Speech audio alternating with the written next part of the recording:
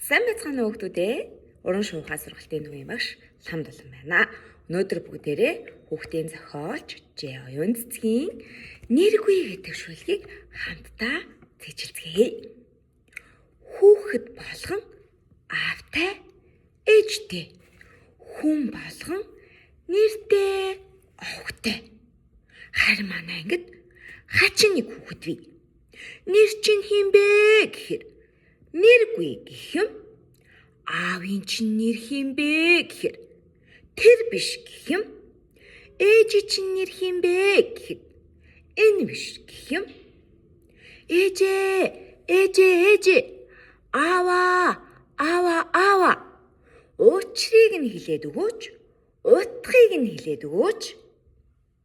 За энэ хөөрхөн шүлгээ цээжлээд аав ээжтэй, ах дүү нартаа, эмээ өвгөөдөө итгэл дүүрэн уншиж өгөөрэй. Ингээд дараагийн имчилгээр уулзлаа. Түр баяртай.